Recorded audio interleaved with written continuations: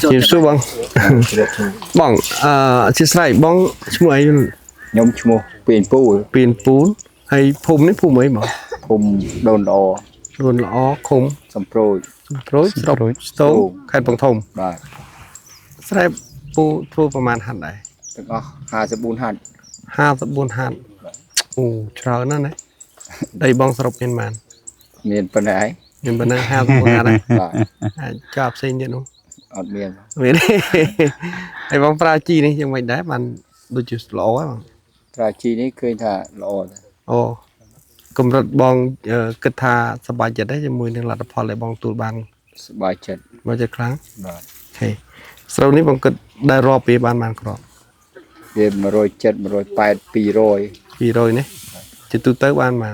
ដែលបងធ្វើមុន ครับបាន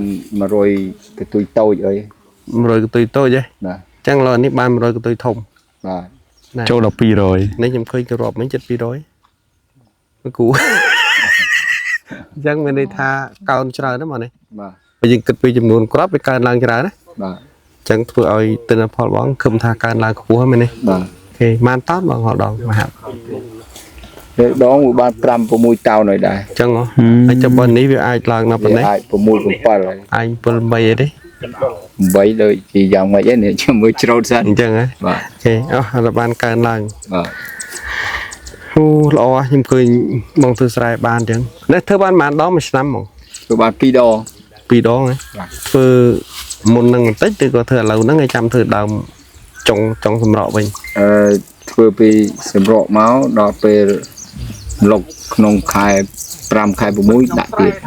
អូខែ5ខែ6ហ៎ បាទ ចឹងនេះខែដល់ខែចឹង នេះប៊ីដល់ខែធ្វើទៀតណា អូអាហ្នឹងដាក់ម្ដងទៀត បាទ ទៅ នេះច្រូតហើយខែ 5 ដាក់ទៀតណា អូនេះស្រួលហើយខែ5ដាក់ទៀត បាទ ហ្នឹងបានម្ដង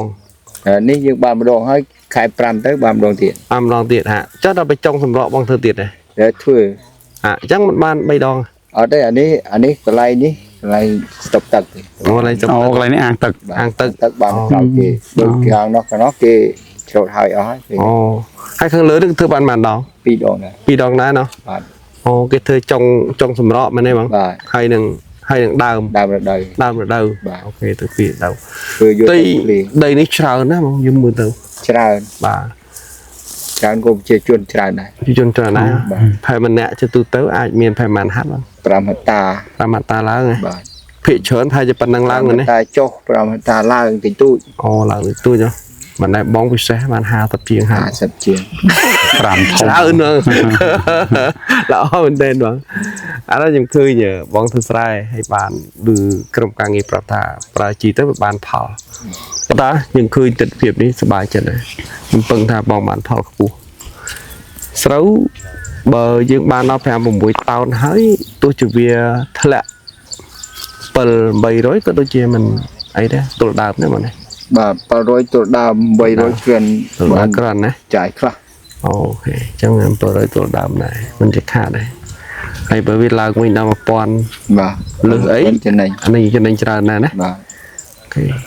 អ្នកធ្វើស្រែកុំថាបានផ្ទិនផលខ្ពស់ចំណេញច្រើនអូតនេះអានេះគេហៅថាតំបន់អាងទប់ទឹកមែនទេបងមិនទេ ស្តុកទឹកស្រោចតែក្រៅនោះ អូ ដល់ពេលយើងប្រើក្រៅអស់វានៅសល់យើងធ្វើនេះទៀត អូអញ្ចឹង ហើយឆ្នាំនេះចៃដន្យវាភ្លៀង ភ្លៀង ចុងដៃចុងឆ្នាំ អូខេ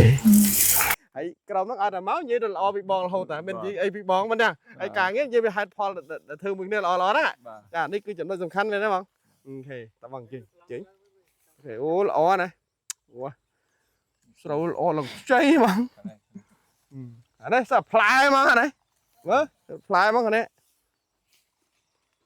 ធ្វើលើភ្លឺមកឲ្យត្រឹមចកេះ អូណាអូត្រូវយើងហ្នឹងអរគុណណាបង